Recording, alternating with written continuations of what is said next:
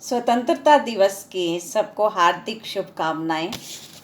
आज का दिन पूरे देशवासियों के लिए हर्षोल्लास का दिवस है, जो याद दिलाता है कि लंबे काल की गुलामी की बेड़ियां हमारी कटी, देश के विकास के लिए हम आज़ाद हुए, पराधीनता समाप्त हुई। आज जगह जगह पर देशभक्ति के गीत संगीत की गूंज सुनाई दे रही है। TV channels, WhatsApp, Facebook, Instagram, Twitter आदि पर देशभक्ति की कविताएं, गीत, पोस्टर आदि भेजे जा रहे हैं। बहुत अच्छी बात है, परंतु ये आज़ादी केवल एक दिन मनाने की नहीं है। शहीदों ने अपनी जान गंवा दी, पूरी मेहनत और त्याग के साथ हमें आज़ाद कराया। उन्हीं के त्याग और मेहनत का फल आज हम आज़ाद देश के नागरिक कहलाते हैं। अब उनकी आज़ादी को बरकरार रखना हमारी जिम्मेवारी है, जो बहुत मुश्किल कार्य है। आज सचमुच अगर हम देखें, आज़ाद हैं या नहीं। हमारी भारतीय संस्कृति पर हमेशा से पाश्चात्य संस्कृति या अन्य संस्कृतियों का दबदबा बना रहा है। हम भले ही आज आज़ाद हो गए हैं, लेकिन हम आज़ाद नहीं हैं। मुझे डॉक्टर धर्मवीर भारती जी की एक कविता याद आ रही है, गुलाम बनाने वाले। और भी पहले वो कई बार आए हैं। एक बार जब उनके हाथों में भाले थे, घोड़ों की टापों से खैबर की चट्टानें कांपी थी, यानी आक्रमणकारी बनकर आए थे। फिर जो गुलाम दूसरे रूप में आए, एक बार जब भालों की बजाय उनके हाथों में तिजारती परवाने थे, बगल में संगीनें थी, लेकिन इस बार वो चुपके से आए।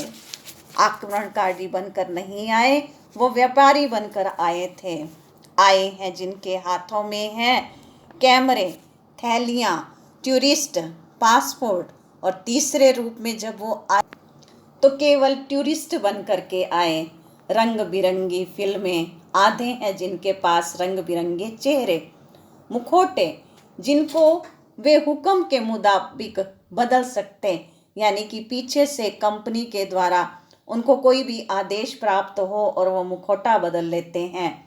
दो दो आने वाले दूर किसी नगरी में छिपे हुए रहते हैं, यानी कि एक हमारे प्रत्यक्ष रहते हैं और दूसरे कहीं दूसरी जगह विज्ञापन कर रहे होते हैं। पंफलेट, रोटी और पंफलेट के ढेरों में ढक ढक कर आई है। विज्ञापन करते हैं पंफलेट के द्वारा और उससे हमें रोटी की कमाई का साधन बताते हुए उसके अंदर छिपा हुआ भाव क्या होता है, वही गुलामी की जंजीरें होती है। दूर किसी नगरी में ढली हुई जंजीरें। ढंग है नया, लेकिन बात है पुरानी। घोड़ों पर रखकर या थैली में भरकर, रोटी से ढककर या फिल्मों में रंगकर, वे जंजीरें केवल जंजीरें ही लाए हैं, और वह पहले भी कई बार आए हैं, यानी हम बहुत बार गुलाम हुए। अब हम आज़ाद हैं, लेकिन फिर भी हम पाश्चात्य संस्कृति में इतना फंसे हुए हैं कि जो हमारी भारतीय संस्कृति, हमारी अनमोल धरोहर आज अभी भी गुलाम है। तो उसके लिए हमें कदम उठाने हैं, स्व परिवर्तन के, स्व को जानने के, स्व को पहचानने। तो चलें हम इस बारे में थोड़ा सा जानकारी प्राप्त करते हैं। असली स्वतंत्रता क्या है? स्वतंत्रता का अगर हम अर्थ देखते हैं, स्वतंत्रता, स्व प्लस तंत्र, ये दो शब्दों के मेल से बना है, स्व प्लस तंत्र। तो यहाँ हम देख रहे हैं स्वतंत्र क्या होता है। स्व का अर्थ है स्वयं, तंत्र का अर्थ है तनोति, त्रायते तंत्र। तनोति का अर्थ है विस्तार, फैलाव। संस्कृत की त्रा धातु से त्रायते बना है। त्रायते, त्रा का अर्थ होता है रक्षा करना, यानी स्वतंत्र, अपने विकास की रक्षा खुद करना।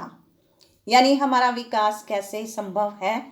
जब हम इंटरनली स्ट्रांग होंगे, आंतरिक रूप से हम शक्तिशाली होंगे। अब वो अंतर क्या है? अंतर में हमारी जो चेतना है उसको स्ट्रांग बनाना, अपनी शक्तियों को जगाना, अपने अंदर की बुराइयों से मुक्त होना, ये आज़ादी है, ये स्वतंत्रता है। तो इसके लिए ही यहाँ कहा है स्वतंत्र अर्थात स्वयं को विकास के पथ पर अपने आप की रक्षा करने के लिए हमें खुद को खुद का योगदान देना है। स्वयं की रक्षा भी करनी है और स्वयं का विकास भी करना है। यही हमारी असली स्वतंत्रता है, अपने आप को विकास के पथ पर चलाना, अपने आप का विस्तार करना, अपने आप की स्वयं रक्षा करना। नेक्स्ट अगर हम देखें इंडिपेंडेंस, इन प्लस डिपेंड। इन अर्थात अंदर में क्या है? हमारी चेतना, आत्मा। आत्म निर्भर, डिपेंड का अर्थ होता है निर्भर।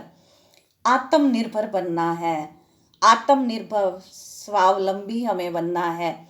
अपनी खुशी, अपनी शक्ति, अपने गुण और अपने विकास के लिए हम किसके ऊपर आधारित हैं? हमारी खुशी गायब हो जाती है, हम कहते हैं इनकी वजह से, यानी कि हमारी खुशी दूसरों के ऊपर डिपेंड है।